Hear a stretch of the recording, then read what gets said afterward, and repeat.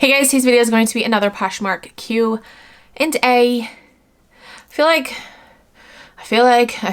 it's time to come up with like a name for this series, you know? Poshmark Q&A. That's kind of boring. We need to come up with a name for this series. If you guys have any suggestions, comment down below. Okay, first question. Hi Vanessa, love your videos. Thank you, Marilyn. I have a question. Unless I'm viewing the numbers wrong, isn't the cost of goods not included in the total earned amount listed by Poshmark? Isn't that the amount, the total sales, less Poshmark fees only? Thanks for your response. Okay, wait. Cost of goods. So cost of goods isn't on Poshmark. I'm kind of confused. I guess maybe, do you put that as the retail price? Like when you're doing a listing? Maybe that's what you mean? When I do a listing, I put like under is it retail price? Hold on, why am I drawing a blank as to what that says? Original price, not retail price. Is it original price? Hold on, I gotta pull up a listing and see because now I'm confused. Original price, yes. So you must put your cost of goods under original price. Do people do that? I don't do that. Do people do that? Okay, now I'm really curious. I need to know. Comment down below and let me know if you do that. Because I don't do that. Do you put your cost of goods under original price? Original price to me, hold on, I gotta sneeze. I have this rib pain. I had it with my last pregnancy too, and I just got it in the last few weeks of pregnancy, and it's so annoying. It's just on my left side.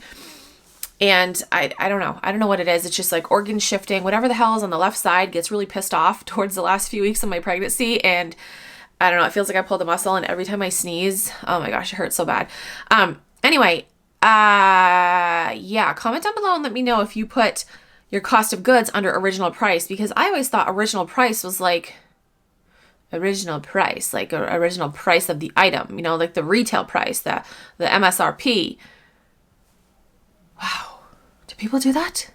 Anyway, I'm pretty sure that's what you do. You're right. Those numbers that you see, like if you go into my Posh stats, it says under sales analysis, it says the number of listings sold and it says the total earned. That is less Poshmark fees. You're right. It doesn't include cost of goods, or it doesn't take into consideration what you put as the original price. That's something that you got to keep track of on your own. But now I'm very curious as to what people put there. This person says, crazy how they allow big brands on Poshmark. I see the direction they're going. Question, why not let money sit in your account? My husband and I are trying to hit a certain Q4 goal and let the money accrue until the end of the year. Is that not good? So she's talking about leaving money in your Poshmark account.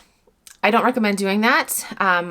Whenever I have money in there, I transfer it to my bank account right away. I make multiple transfers a day because Poshmark's not a bank. I'm pretty sure, I'm like 99% sure that they're not like insuring your money. Like they're not a bank. So no, they can't insure the money that they have, right? Like I'm like 99% sure.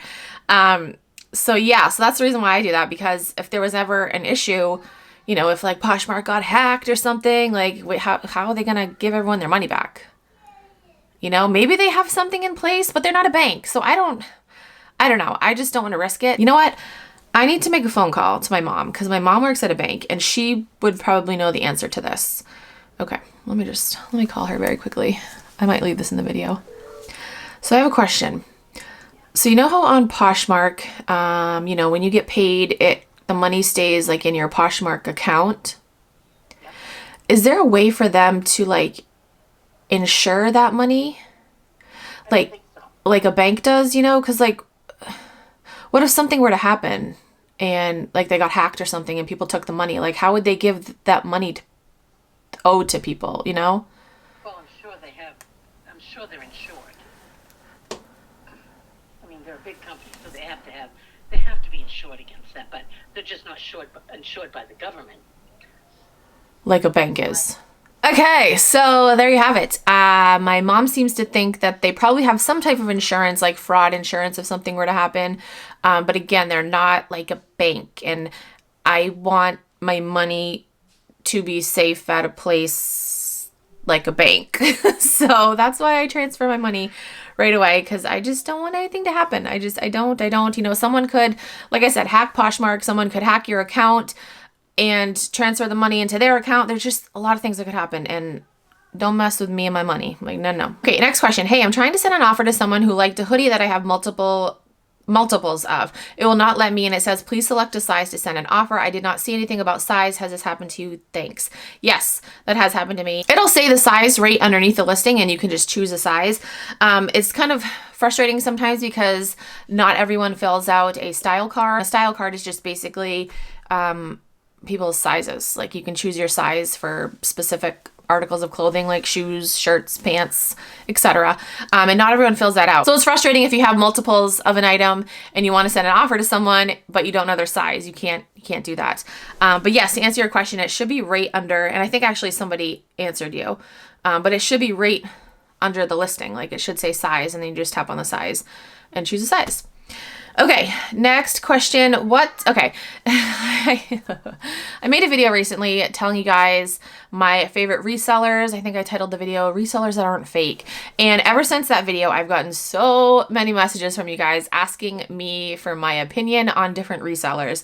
Like, this person asked, I'm not going to say who they asked about, but yeah, you want to know my opinion on different resellers. And you know, unless someone does something like shady as thick, I'm not going to call anyone out.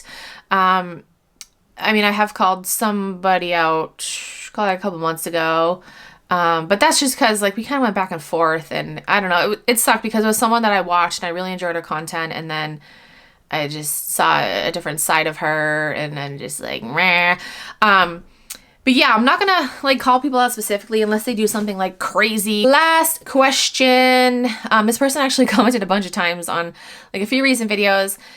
They said, can you please talk about the app Seller Insight in your next Q&A? Okay, and then they call someone out. It says, you have people like blank telling people it's okay to use, and I don't think it is. Please address this ASAP. The app Seller Insight is an app that you can download. It connects to your Poshmark account, and it'll show you all this data, analytics, just all this stuff. And according to Poshmark's terms and conditions, which I'm going to read to you guys, hold on, let me find it. It says, under intellectual property rights, in connection with your use of the service, which is Poshmark, you shall not engage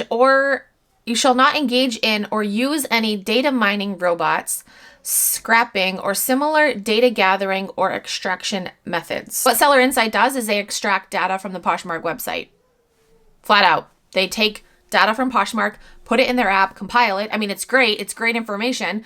It's all information that, you know, it'd be cool if Poshmark showed us. I understand why they don't. So yeah, I mean, there's no denying that it's useful information, but it says right here, you shall not engage or use any of those services. It says right here in their terms of service. It says right here. I know some people are gonna be like, well, Vanessa, and they're gonna dissect it like a fucking frog and try to find some way out of it like everyone does. And like use the excuse, oh, well, you're not engaging in it. They're just copy and pasting it and, what, baby? Did you go poo-poo? Yeah. Okay, I'm back after that poop break.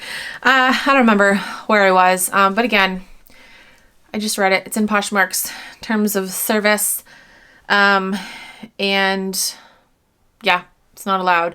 Again, there's going to be people that take a microscope. What is this? What is this? What is this? This is going to be like a magnifying glass, like, you know, the little one you hold up to your eye, but then I'm like microscope, and I said microscope. I need to go. I need to go to bed. It's only 1:18 and I need to go to bed. Do what you want with your business. Do things that Poshmark doesn't allow because you're not going to get caught. That's the mentality of a lot of people. They think they're above. They just think they're above and they're not going to get caught. And it's like, okay, sure, have that mentality, risk your business, like just... Anyway, that is it for this video. I hope I answered your questions. If you have any other questions, you can comment down below, send me a DM on Instagram, or tweet me on Twitter. If you're new to Poshmark and you want to sign up, you can use my code. It is Keepin' It Rad. You get a $10 credit, and I also get a $10 credit, so thank you. But yeah, that's it for this video. Thank you guys so much for watching. I'll talk to you guys in my next video.